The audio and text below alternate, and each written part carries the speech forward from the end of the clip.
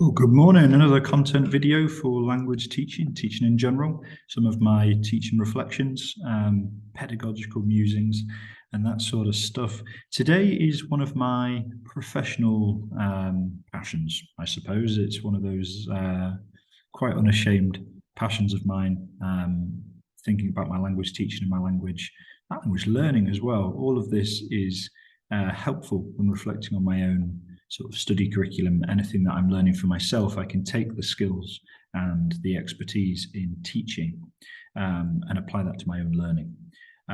What I wanted to show you today was some reflections on how I go about creating an efficient, low prep text sort of maybe a lesson plan, but it actually really could extend over a few lessons. And what I've got here is I've got my 3 columns of what I call my Conti activity. So Dr. Gianfranco Conti, I believe he's based out of Malaysia, but he is a really good resource in terms of his webinars, his in-person events. I've mentioned him a few times. He and Steve Smith have written a few books as well. Conti also runs the language gym, and basically they've just revolutionized and kind of demystified language teaching for me over the past few years, and it's an ongoing process. You know, I'm improving my teaching. I haven't yet done his EPI qualification, but in principle, I've learned more about how language is actually learned, cognitive processing and such, and it's made the process of teaching a lot less uncertain for me. You know, there's now a path that I can walk really as a teacher, so I highly recommend his work. But what I've done is I've gone through, and these are in no particular order, they're roughly sort of chronological to a lesson plan and a scheme of work.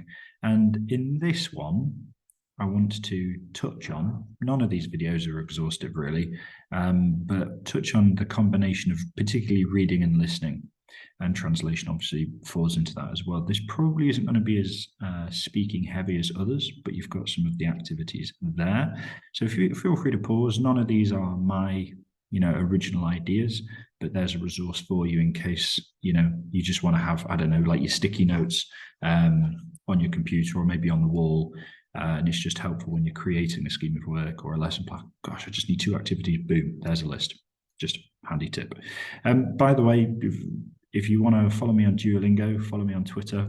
I'm @_Bruticus. It'd be great if to get to know some of you that have been watching and enjoying these videos, and we can communicate and encourage one another.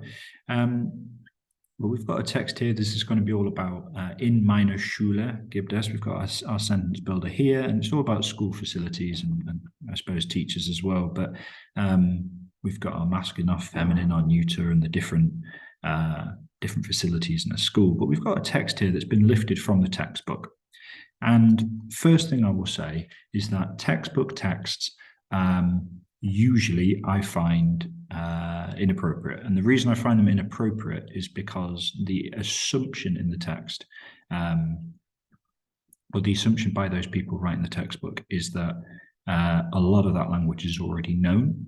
And this comes back to one of Conti and Steve's points, that you need to have 95% comprehensible input for a text to be very beneficial, because that extra 5% need to be, well, first of all, a minority, but also if they're surrounded by words that you're not quite sure of, then you're not able to focus in on that 5% and really accrue those gains, that memorized vocabulary.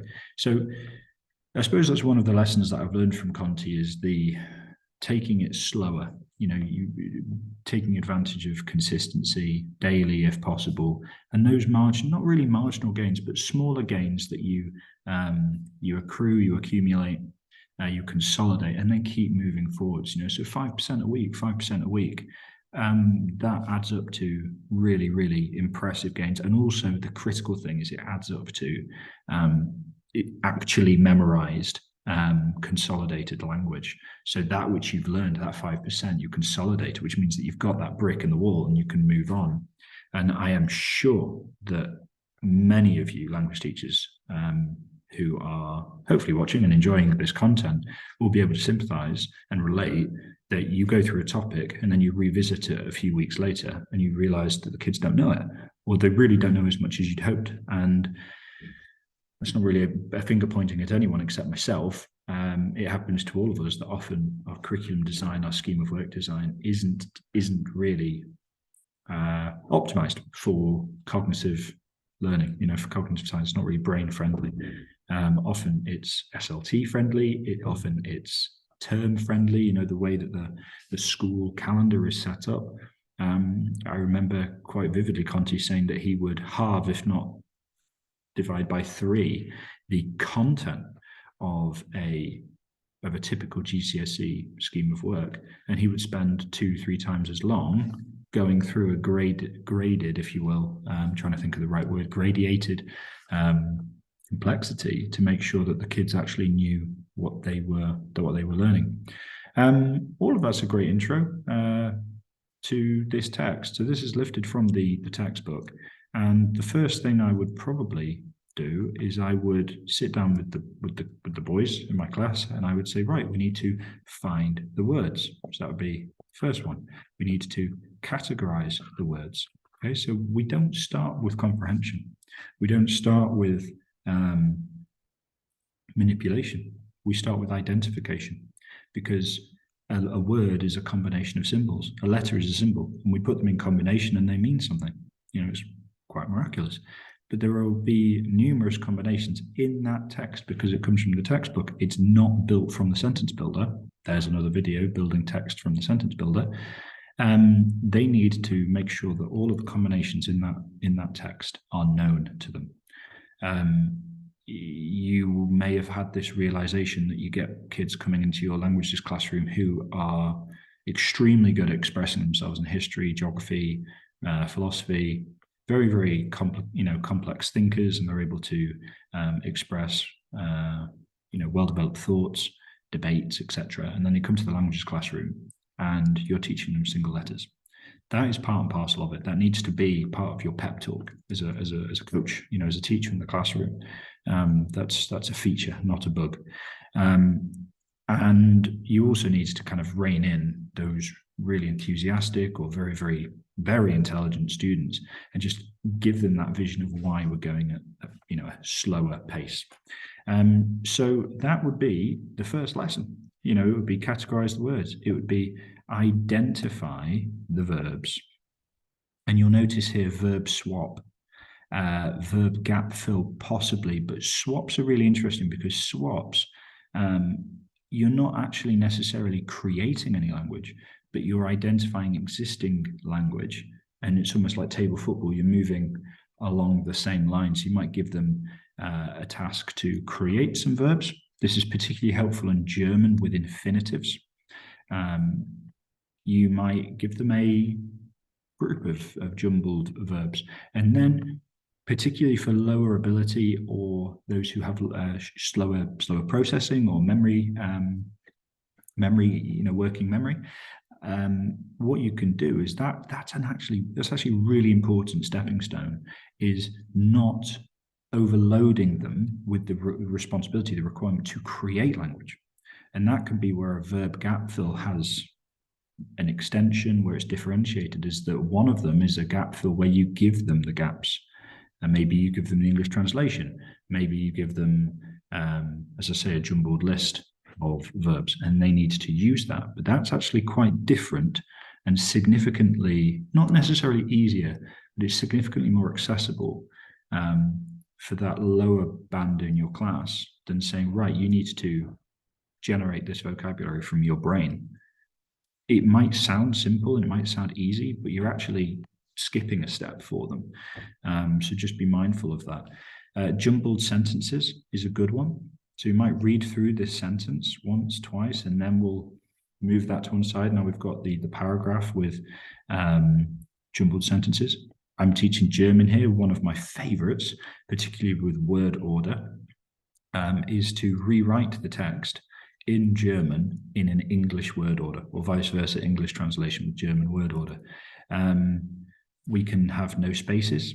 no punctuation, no capital letters, no accents, no vowels. So again, you'll notice we are manipulating to an extent, but we are not requiring creation. A lot of it is that the language is there, and I'm simply helping them, guiding them along the process of better recognition and identification of the correct language before we do any translation. That's really important, and that's something that I get quite stubborn on with my scheme of work, is I want to go slower at points to make sure that they really know the language. And you can see here we've got 1, 2, 3, 4, 7, 8. We've got 8 activities there. That would fill a lesson.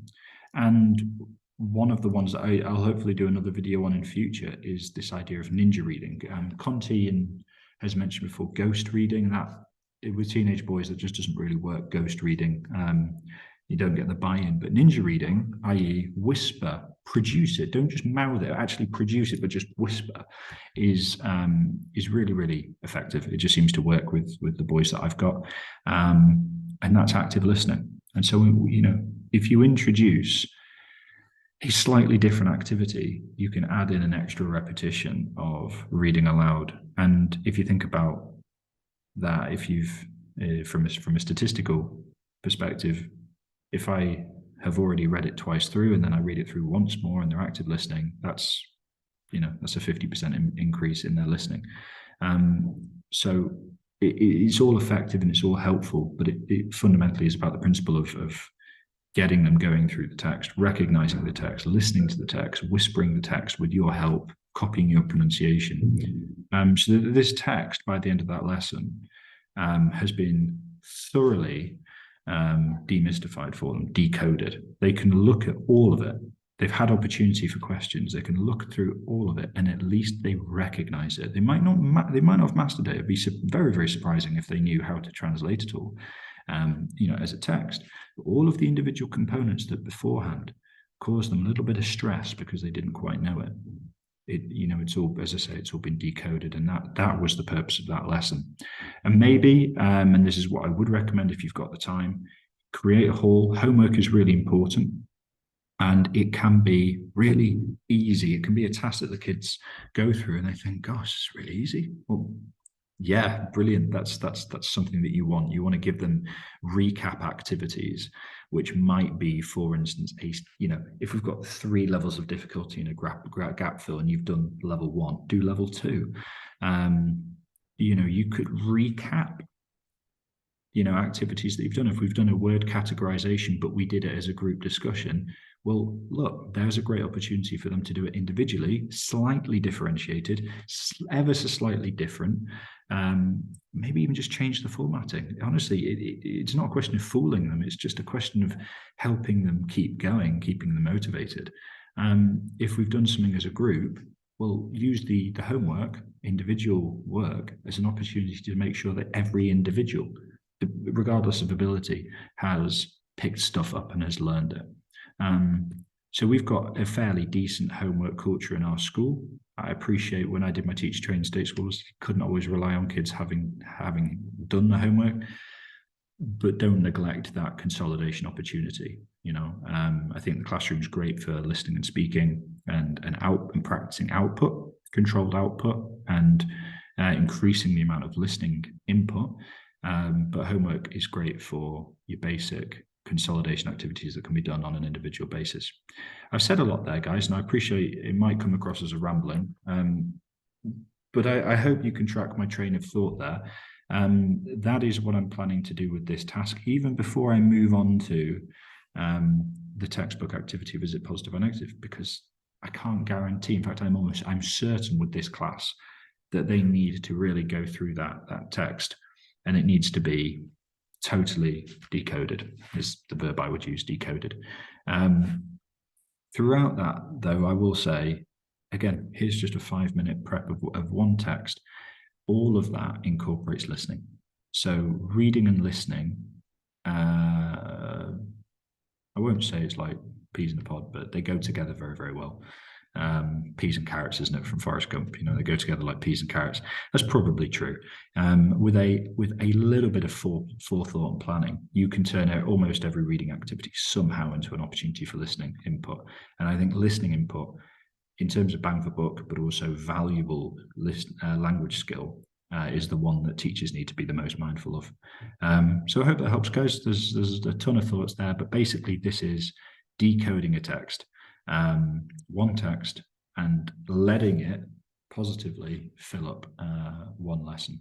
So low prep, decoding of a text, and some example activities there for you to use.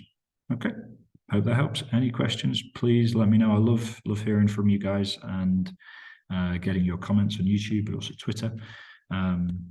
So yeah, let me know. Thanks very much, guys. Have a great day.